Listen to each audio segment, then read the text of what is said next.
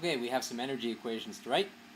In the first problem, the mass is moving here, and so we have some kinetic energy. The spring is going to be compressed over here at distance x. So when we write out the work energy theorem, energy at the beginning plus work equals energy at the end. Initial energy is purely kinetic. There are no non-conservative forces acting in this case because springs conserve energy. Energy at the end is spring energy because the mass we're given is actually stopped over here. So 1/2 mv squared equals 1/2 kx squared. The speed v is given as 6 meters per second. The spring stretch x is the unknown, and we could solve for that now.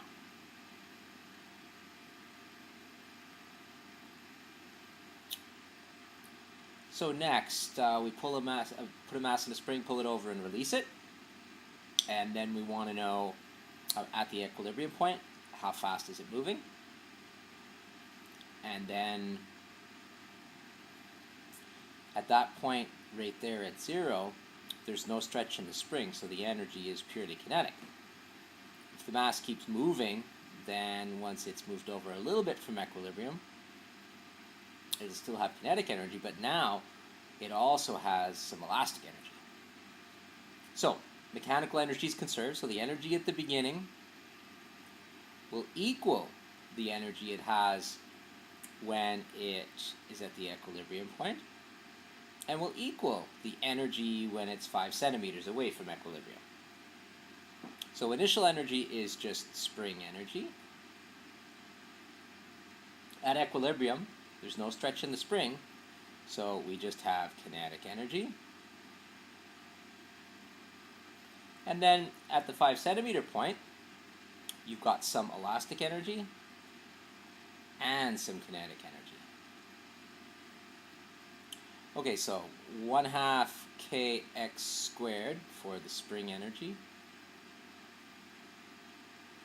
1/2 kx squared for the spring energy. At the equilibrium point, 1/2 mv squared. And then 5 centimeters away, you're going to have both elastic energy and motion energy. Alright, so the x is the given 12 centimeters, or 0.12 meters. Here, the v is the unknown. When you're 5 centimeters from equilibrium, this x will be 0.05, and the speed here will be an unknown. So you know the mass and the k values, so you could solve for the unknowns using that energy equation. Here, in the initial state, it's got, again, some elastic energy because it's not at equilibrium, and some kinetic energy because it's moving. So we want to find the point where it stops and the speed at equilibrium. So once again, at equilibrium, and just as in the problem we just had, there'll be no elastic energy and only kinetic energy. And then way out here, when it stops, we'll just have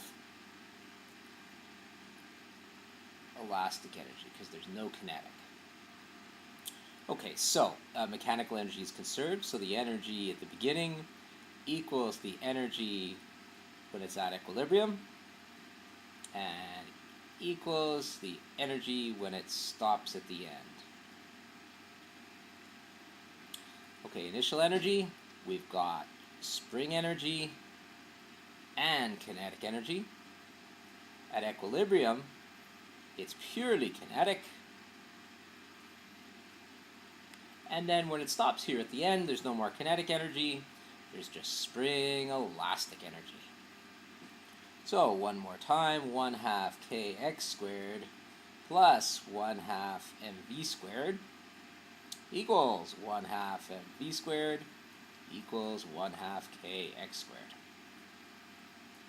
So this is the initial state. So we're given that x is 10 centimeters, or 0.1 meters of stretch. It doesn't matter that it's on the negative side because you're going to be squaring that anyway. You're given the speed is 0.4 meters per second. You have to remember to convert that. That's should be 0.4. And the speed at equilibrium, that's unknown. And the spring stretch at maximum stretch when it stops, that's also unknown. So you know the mass, and you know the K value, so this equation can be solved for those two unknowns. Our next energy equation, so we've got a mass now moving on a surface with some friction. Okay, so it's going to hit this spring, and then it's going to slide a certain distance and stop. So let's say it slides over this far, and it's at rest, and that's a distance x. So we write our work energy equation. This time, because of the force of friction, there's going to be a work term. So the energy at the beginning is clearly kinetic. Now the work term is going to be friction work, which will be a friction force times a distance. And then because friction is opposite to motion, this term will be negative. The final energy is the spring energy of the compressed spring. Now, friction in this case will be mu Fn, and the normal force is just the same as the weight. So we can write this as minus mu mg times the distance traveled. The distance traveled is the same as the extension of the spring, so that distance is x. So there's an expression for the friction work. The spring energy will be 1/2 kx squared, where x is the unknown. And our initial kinetic energy is known. So there's the energy equation. This initial speed is 8. Mu is given as 0.2. The mass is given as 10. And the K is given as 125. And so this is going to be a quadratic equation in x, which won't necessarily be a whole lot of fun to solve, but it is something we should be able to do.